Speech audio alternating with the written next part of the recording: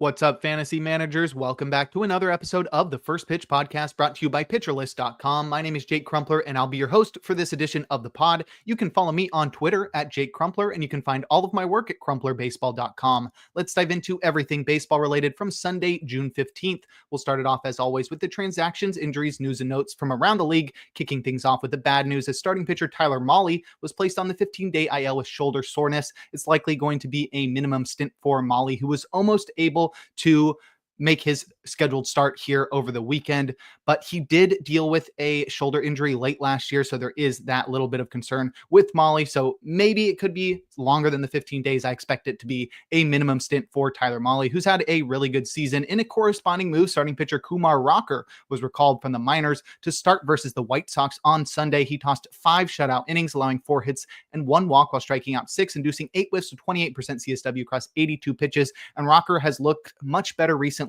since being demoted last month. So I have a little more faith in Rocker. There was a little part of me that was starting to become concerned that all the hype that Rocker had as a collegiate pitcher was sort of unwarranted and was just a product of the league that he was pitching in. But here we see Rocker finally finding some success at the major league level, so we can have some hope that maybe he will be able to attain that potential that we saw when he pitched for Vanderbilt alongside Jack Leiter. Our next injury involves outfielder Jackson Merrill, who's placed on the 7-day IL with a concussion after being tagged on the helmet. Must have been a pretty hard tag, but Merrill will be out for at least the next week. In a corresponding move, first baseman Trenton Brooks was selected from the minors. At AAA, Brooks has batted .311 with 14 homers, 2 steals, and a 136 WRC plus. And most notably for me, he's got 41 walks to 43 strikeouts. So really good plate discipline from Trenton Brooks. He played for the Giants last year very briefly, and it looks like he is going to get some playing time for the Padres.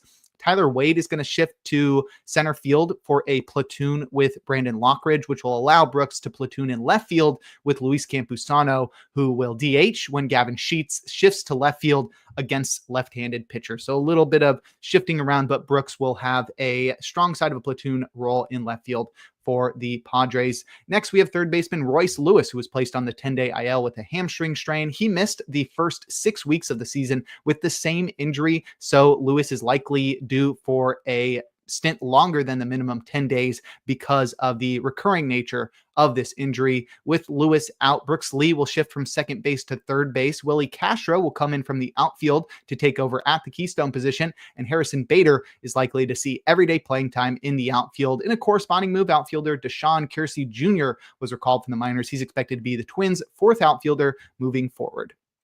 Our last IL placement involves starting pitcher Kyle Freeland, who was placed on the 15-day IL with low back stiffness. So Freeland will be out for at least the next 2 weeks, but in a corresponding move, starting pitcher Austin Gomber was activated from the 60-day IL to start in Sacramento on Sunday. Gomber had been out with shoulder soreness, and he looked great in his return, tossing 5 scoreless innings, allowing 2 hits and 1 walk while striking out 4. Gomber induced 12 whiffs with 30% CSW across 76 pitches, and he is somebody that has found a way to have success while donning a Rockies uniform, but I'm still going to need to see a lot more before I start jumping in fantasy terms. Also in a corresponding move, starting pitcher Carson Palmquist was recalled from the minors. He will start today in Washington. And to make room for him, the Rockies optioned Zach Agnos to the minors. He had been acting as the club's closer as a rookie for quite a while, but started to struggle. I mean, I saw it coming too, but the Rockies apparently didn't. So they'll send him back to the minors to figure things out. Looks like Seth Halverson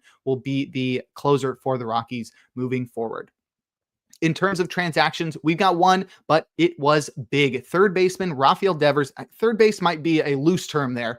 He was traded by the Red Sox to the San Francisco Giants. When I first saw the news come in, I'm a Giants fan, so I immediately thought, okay, this can't be real. This doesn't make any sense. But as the news started coming out, I was just blown away because the Giants really didn't have to give up that much because they took on all of the remaining money on Devers' contract. The Red Sox in return received Jordan Hicks, who is currently on the 10-day IL, Kyle Harrison, who they then optioned to AAA, James Tibbs III, who's the Giants' number 4 prospect and was the 13th overall pick in 2024. He's an outfielder at high A, and they also got Jose Bayo, who's a pitching prospect currently at the rookie ball level. So not a great return there for the Red Sox, but Devers going to San Francisco is going to be awesome. He's likely going to continue to DH there in San Francisco with Matt Chapman manning the hot corner and Devers unwilling to play first base. So that means Wilmer Flores is likely to see less playing time, though I do expect Dominic Smith to cool down at some point, which would allow Flores to see everyday playing time at first base. But here we go, Rafael Devers to the Giants. Pretty crazy. We'll see how the Red Sox adjust with him gone, but it looks like David Hamilton's going to see some playing time at DH. Regardless, all those guys, all those young prospects that the Red Sox were calling up this year, Christian Campbell, Marcelo Mayo, Roman Anthony, they're all going to have plenty of space to play on that roster. And the Red Sox will have plenty of money to hopefully extend them in the future. So that sort of makes a lot of sense there. When Alex Bregman returns, we'll see the full strength Red Sox lineup. I mean, they did just take down the Yankees, so it's not like they're hurting right now, but it was a very interesting trade. Rafael Devers to the Giants. We'll see how this goes. It's really crazy when like a franchise star moves from one team to another. It really sort of shifts what, the landscape of baseball in your head. Maybe that's just me. All right, let's move over to our news and start with closing pitcher Justin Martinez, who will undergo Tommy John surgery and miss the remainder of the season. They announced it on Friday, but it became official on Sunday as Martinez was transferred to the 60-day IL. Looks like Shelby Miller will continue to get save opportunities for the Diamondbacks until AJ Puck returns from the IL. Next, we have starting pitcher Logan Gilbert, who is expected to be activated from the 15-day IL today to start versus the Red Sox. He had been out for a while with a flexor strain. So Logan Gilbert returning to start versus the Red Sox today. Designated hitter Giancarlo Stanton is also expected to be activated from the IL today. He had been on the 60-day IL, missing the entire season thus far with tendonitis in both of his elbows. I remember when that news came out, it was like, how can you be so injury prone that both of your elbows have tendonitis? Figure your stuff out, Stanton. But here, he's figured it out. He's back. He will be in the Yankees lineup likely on Monday. And our next bit of news involves third baseman Brady House, who's expected to be promoted for his MLB debut today. He's the Nationals' number 3 prospect and the number 91 prospect in MLB, according to MLB Pipeline. House was also the 11th overall pick in 2022. And at AAA this year, he's batted .301 with 13 homers and a 126 WRC+, though I'm a little concerned that the swing and miss in his game will be exacerbated in the majors, as he's already struck out 27% of the time at AAA. We're likely to see at least a 5% increase there. So House could be somebody that struggles with strikeouts when he comes up, but nonetheless, he's going to get an everyday shot at third base, which will be possible because Jose Tena is expected to be optioned to the minors, which will accommodate House at the hot corner. The Nationals will also send Robert Hassel III back to the minors to make room for Dalen Lyle's return, and he's likely to be on the strong side of a platoon in center field with Jacob Young. And our last bit of news involves starting pitcher Shohei Ohtani, and yes, starting pitcher, not DH or two-way player. He will be the starter for the Dodgers on Monday. He is only going to act as an opener, so probably just one inning from him, but boy, we're getting a full-on two-way Shohei Ohtani on Monday, and it really feels like baseball is back. All right, now let's take a look at our notable performances from Sunday, a day in which we had a full slate of 15 games. We'll start it off with our hitters, leading off with third baseman Jordan Westburg, who helped the Orioles to a win against the Angels, going 2 for 4 with 3 runs, a home run, 2 RBIs, and a walk. It was his 7th homer of the year, and it traveled 390 feet at 103 miles per hour. Westburg had a very solid first full season and was looking to support it in 2025. He homered 3 times on opening weekend, then struggled before succumbing to a hamstring injury at the end of April that kept him out for a month and a half. In an effort to avoid a lost season, Westburg has returned from the IL on fire, belting 3 homers in his first 5 games back, all while displaying improved batted ball metrics and batting in the middle of the Orioles lineup. Westburg is a must roster everywhere now that he's healthy and raking. Next, we have first baseman Otto Kemp, who helped the Phillies to a win versus the Blue Jays, going 4 for 5 with 3 runs, 2 RBIs, and a steal. Was his first steal of his career. And Kemp is holding down the fort at first base with Bryce Harper on the IL. Kemp is the Phillies' number 24 prospect, according to MLB Pipeline. But really, what did he do to deserve this opportunity to take over for Bryce Harper while he's on the IL? Well, Kemp was an undrafted free agent signed by the Phillies in 2022. It took a while for the late bloomer to establish himself. But in 2024, he broke out, climbing 4 levels and batting .285 with 16 homers, 20 steals, and a 148 WRC plus between A-ball, high A, double A, and triple A. Then Kemp carried over that success into this year, 2025, at triple A, batting .313 with 14 homers, 11 steals, and a 163 WRC plus. Kemp has to pull everything to tap into his power, but his hit tool appears to allow him to reach that power more often than not. Ultimately, Kemp is likely a future utility bench bat and won't have his current role for much longer with Harper on the mend. But I love his name and the success he's had as an underdog. So I'm rooting for Otto Kemp to continue to find some success at the major league level. And lastly, we have outfielder Wensiel Perez, who did all he could, but the Tigers lost to the Reds. He went 2 for 3 with a run, a double, a home run, an RBI, and a walk. It was his 4th homer of the year, and it traveled 408 feet at 104 miles per hour. Perez was pretty all right as a rookie, batting .242 with 9 homers and 9 steals, but his subpar 95 WRC plus and negative defensive WAR hinted at a player that was more appealing in fantasy circles than in front offices. So there was some concern that other players might get more looks over Perez to start this year, and those concerns were only exacerbated when Perez opened the season on the IL with back tightness that somehow kept him out of action for more than 2 months. Well, now he's back, and thankfully the Tigers are giving him everyday playing time, and he's made the most of his opportunity thus far, batting .302 with a 968 OPS, and has supported that with noticeably improved batted ball metrics coming as a result of a more aggressive approach at the plate. If the whiffs don't inevitably catch up to Perez, he's going to be an awesome 5-tool contributor that should be rostered everywhere, but I think those whiffs are going to catch up to him. He's got his swing strike rate at 12%, but he's striking out only 18% of the time, so I think we're going to see something in the mid-20% strikeout rate if he continues to swing and miss this often, but I think that will only reduce his batting average. I think Perez is going to be, at the very least, a very solid 4-category contributor. I'd be picking him up in the majority of leagues, definitely 15 teams and deeper. But if you'd like a breakdown of other notable hitting performances from Sunday, check out the daily Batters Box article over on PitcherList.com. Now we'll head to the mound and check out some notable starting pitching performances, opening with Brayan Bello, who helped the Red Sox to win against the Yankees, tossing 7 shutout innings, allowing 3 hits and 3 walks while striking out 8. He induced 13 whiffs with 28% CSW across 114 pitches. Bello was pumped to be facing the arch rival Yankees and fed off the energy of the crowd to shut out the Bronx Bombers for 7 frames. Passiveness afforded Bello this level of success as he combined for 16 called strikes between his sinker and cutter as they set the stage for beautiful changeup precision down and arm side, resulting in 5 whiffs. But really, it was the increased cutter usage that really stood out here. Bello has typically been a sinker, slider, changeup guy, rarely incorporating other pitches, but we've seen him experimenting this year with a 4-seamer, sweeper, and cutter. The cutter shined on Sunday, providing the secondary strike pitch he's been sorely needing. It returned 68% strikes and 34% CSW as his most thrown offering. And I still worry that Bello's breakers aren't good enough for him to consistently take down right-handers, but with an elite changeup and both a cutter and a 4-seamer to offset his sinker against lefties, he's got all the weapons to be a menace against them. I love Bello's stuff. It's all about execution, though. I think his cutter is going to help with that, and it could be the alteration to his arsenal that he's been needing. We'll get a really good look at that next time out in San Francisco. Next, we have Grant Holmes, who did all he could, but the Braves lost to the Rockies. He tossed 6 1/3 innings, allowing 2 hits and 2 earned runs while walking 2. He struck out 15, inducing 25 whiffs with 45% CSW across 93 pitches.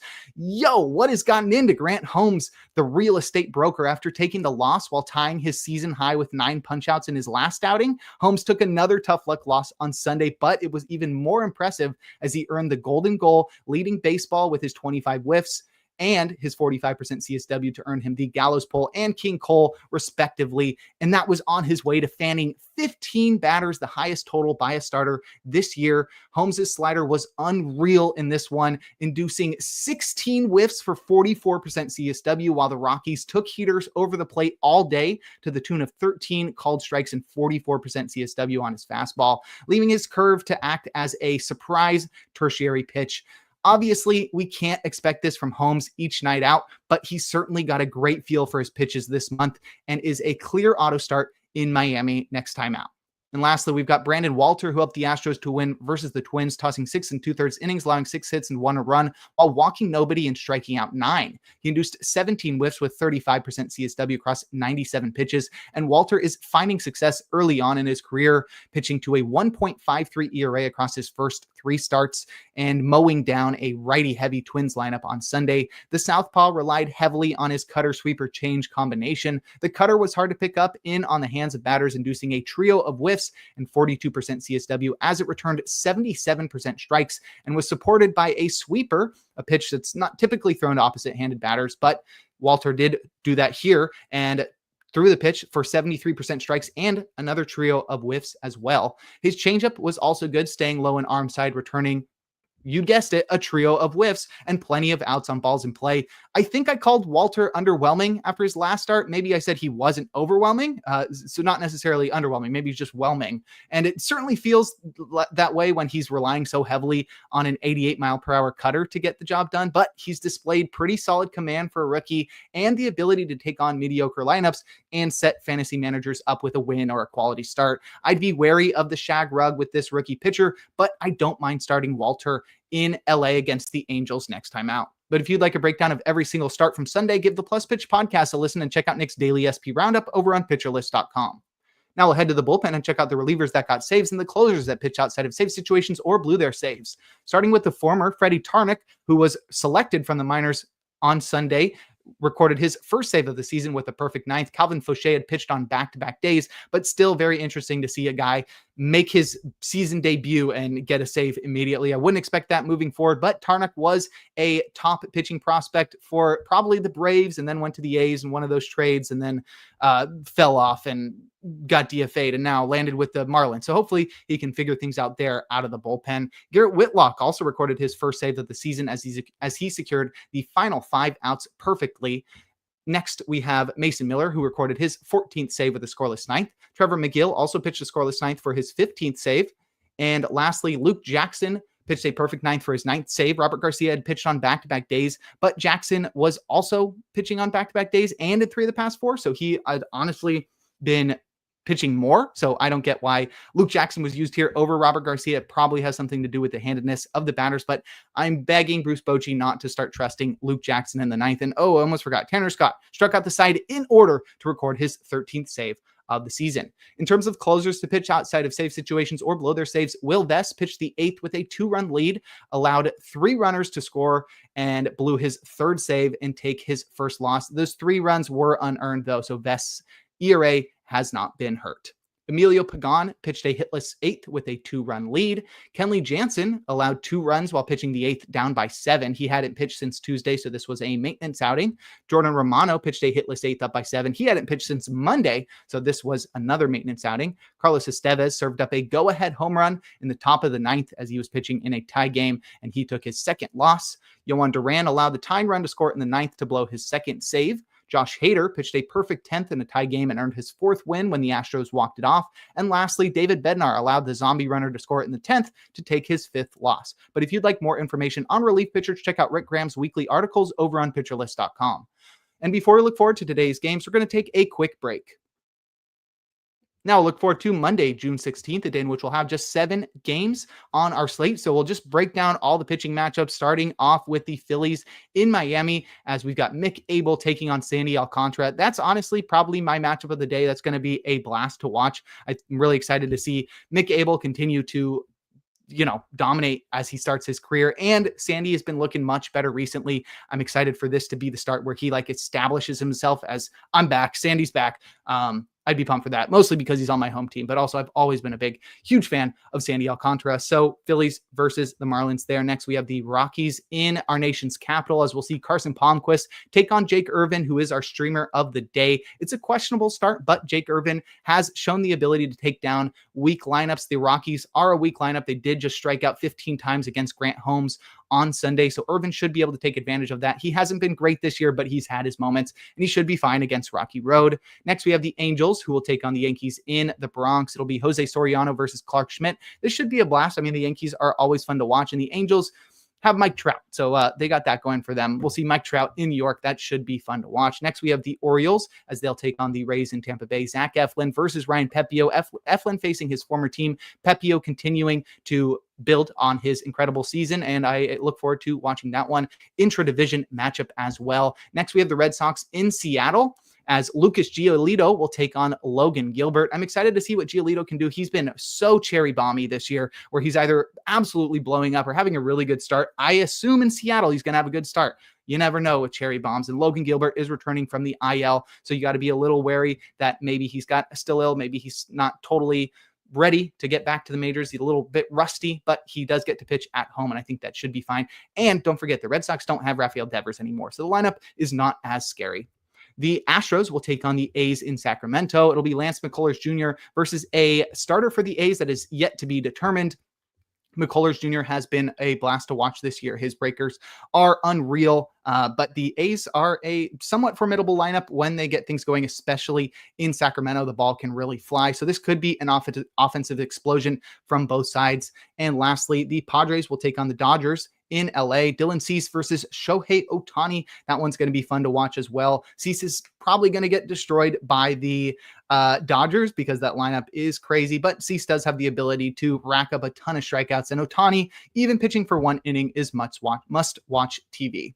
In terms of hitter suggestions, I'd look at Phillies hitters versus Sandy Alcantara. I know I said I want him to do well, but he's got a 7.14 ERA, and the Phillies have a lot of history and success with Alcantara. Most notably, Alec Bohm has batted .370 with an .874 OPS and 27 at-bats versus Alcantara. JT Realmuto has batted .306 with 2 homers and an .806 OPS and 36 at-bats, and Trey Turner has batted .351 with a homer and an .871 OPS and 37 at-bats against Sandy Alcantara. So definitely target some Phillies hitters against Alcantara on Monday. I'd also look at Kike Hernandez versus Dylan Cease. He's really teed off on him throughout his career, batting .385 with 1 homer and an 1154 OPS in 13 at-bats against Dylan Cease. That's Kike Hernandez. And now we'll close things out with our relievers to watch. We have just one, and it's Josh Hader, who's pitched on back-to-back days and in 3 of the past 4. So I'd expect one of the Bryans, Brian Abreu or Brian King, to get a save opportunity for the Astros on Monday. But that'll do it for today's episode of the First Pitch Podcast. Make sure to head on over to pitcherlist.com to check out all of the great articles and features we have on the site. Sign up for PL Plus or PL Pro to gain access to the Discord and to support the Pitcher List staff. You can follow me on Twitter at Jake Crumpler. Tune in live on YouTube tomorrow and every day for a new installment of the podcast. And make sure to enjoy the day as we are blessed with another day of baseball.